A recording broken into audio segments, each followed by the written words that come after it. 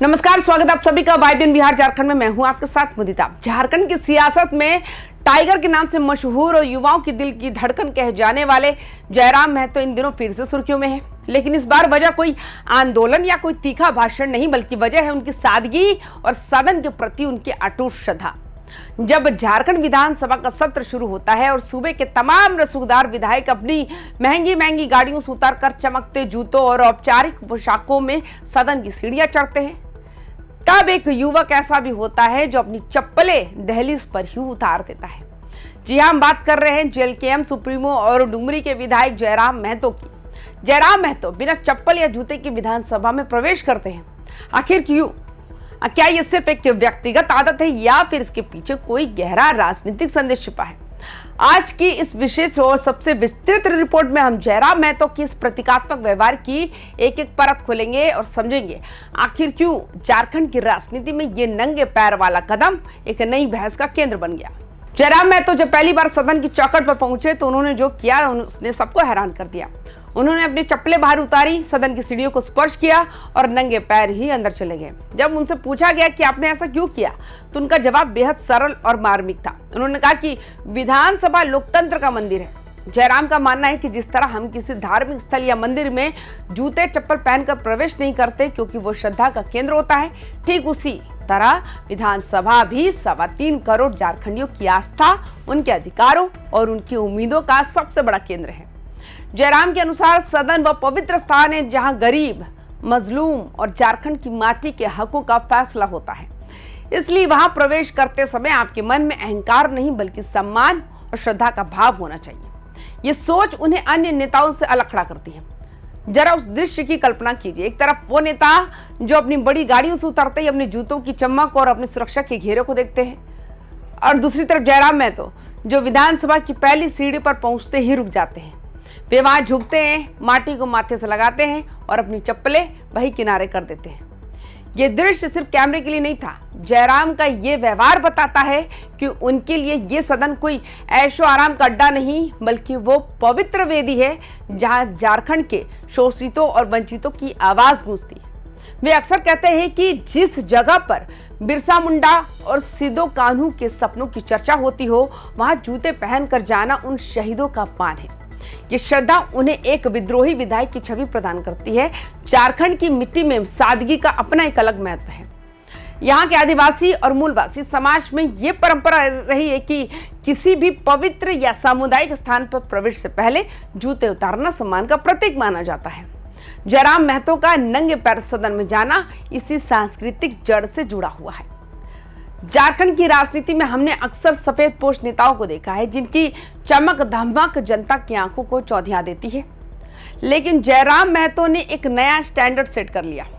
नंगे पैर चलने का मतलब है जमीन की हर हलचल को महसूस करते जाना। समर्थकों का कहना है कि जब वे नंगे पैर चलते हैं तो वे उन लाखों खतियानी समर्थकों का प्रतिनिधित्व करते हैं जो आज भी नंगे पैर अपनी हक की लड़ाई लड़ रहे हैं। ये एक बहुत बड़ा मनोवैज्ञानिक संदेश है। ये संदेश है कि आपका विधायक आपके जैसा ही है।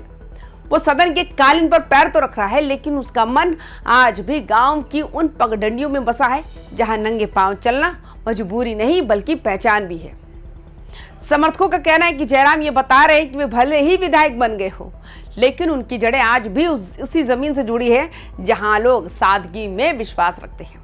ये व्यवहार उन्हें विशेष अधिकार प्राप्त नेताओं की श्रेणी से बाहर निकलकर जनता का सेवक बनाता है। राजनीतिक पर्यवेक्षकों का मानना है कि जब जयराम नंगे पैर चलते हैं तो वे उन लाखों युवाओं को एक संदेश देते हैं कि सत्ता सेवा का माध्यम है, किसी तरह के दिखावे या अहंकार का नहीं। जयराम महतो सिर्फ खुद नंगे पैर नहीं चलते, बल्कि उन्होंने सदन के भीतर अन्य विधायकों को भी ये सलाह दी है कि उन्हें भी लोकतंत्र के इस मंदिर की गरिमा समझनी चाहिए। उन्होंने कहा कि अगर जनप्रतिनिधि बिना जूते चप्पल के सदन में आए तो ये जनता के प्रति उनके समर्पण का प्रतीक होगा। हालांकि ये उनकी व्यक्तिगत आस्था का विषय है, लेकिन उनके इस बयान ने विधानसभा के भीतर और बाहर एक नई बहस को जन्म दे दिया। कुछ लोग इसे पॉलिटिकल स्टंट कहते हैं तो कुछ इसे क्रांतिकारी कदम, लेकिन जयराम का तर्क सीधा है। अगर हम भगवान के सामने नंगे पैर जा सकते हैं तो उन करोड़ों लोगों की तकदीर लिखने वाली जगह पर जूतों का क्या काम। दिलचस्प बात तो यह है कि जब जयराम महतो सदन में नंगे पैर घूमते हैं तो बाकी विधायकों की निगाहें उनके पैरों पर टिक जाती है। कुछ विधायक इसे उनकी जिद मानते हैं तो कुछ इसे सियासी नाटक कहते हैं। लेकिन जयराम का तर्क बड़ा तीखा है। वे कहते हैं कि अगर आप पवित्रता का ढोंग करते हैं और अंदर जाकर भ्रष्टाचार की नीतियां बनाते हैं तो आपके महंगे जूते उस गंदगी को छिपा नहीं सकते। वे अन्य विधायकों से सवाल पूछते हैं कि आखिर जनता के दरबार में आने से पहले अपनी सुख सुविधाओं का त्याग करने में क्या बुराई है। ये बहस अब सिर्फ जूतों तक सीमित नहीं रही, ये लोकतंत्र की नैतिकता की बहस बन चुकी है। क्या कोई विधायक अपनी आत्मा की आवाज पर अपनी सुख सुविधाएं छोड़ सकता है?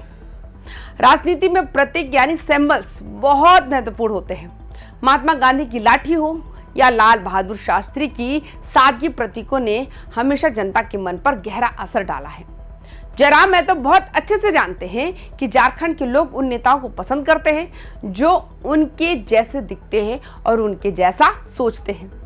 जब वे विधानसभा सत्र के दौरान नंगे पैर दिखाई देते हैं तो कैमरा और जनता का ध्यान स्वाभाविक रूप से उन पर टिक जाता है। यह प्रतीकात्मक कदम उन्हें पुराने ढर्रे के नेताओं से अलग एक नई राजनीतिक पहचान देता है।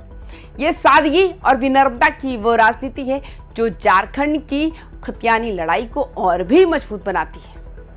अभी हमने पिछली रिपोर्ट में भी चर्चा की थी कि जयराम महतो पर सरकारी बंगले और सुरक्षा लेने के आरोप लग रहे हैं। ऐसे में उनका ये नंगे पैर वाला आचरण उनके बचाव में एक बड़ा ढाल बनकर उभरता है। समर्थकों का कहना है कि जो व्यक्ति सदन के भीतर नंगे पैर जाकर पवित्रता की बात करता है वो भ्रष्ट कैसे हो सकता है। हालांकि आलोचक सवाल उठाते हैं, क्या सिर्फ नंगे पैर चलने से जनता का कल्याण होगा?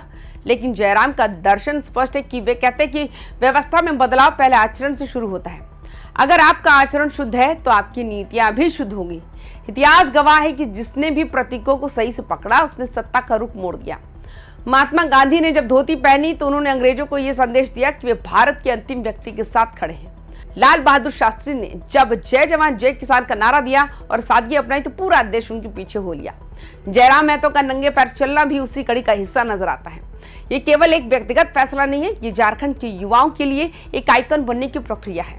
ये बताता है कि बदलाव ऊपर से नहीं बल्कि बुनियादी आचरण से आता है।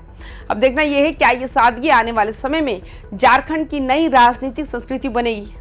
अंत में जयराम महतो का नंगे पैर विधानसभा में प्रवेश करना सिर्फ एक आदत नहीं बल्कि झारखंडी स्वाभिमान और लोकतंत्र के प्रति एक विधायक के समर्पण की प्रकाष्ठा है। यह बताता है कि आज भी राजनीति में श्रद्धा और सादगी के लिए जगह बची है। क्या जयराम महतो की ये परंपरा आने वाले समय में अन्य विधायकों को भी प्रेरित करेगी या फिर ये सिर्फ जयराम की अपनी एक अलग पहचान बनी रहेगी? एक बात तो तय है, जयराम महतो ने नंगे पैर चलकर झारखंड की राजनीति में एक अमिट छाप छोड़ दी। झारखंड की हर छोटी बड़ी खबर और ऐसे ही बेबाक विश्लेषण के लिए जुड़े रहिए वाईबीएम बिहार झारखंड के साथ। नमस्कार, जोहार।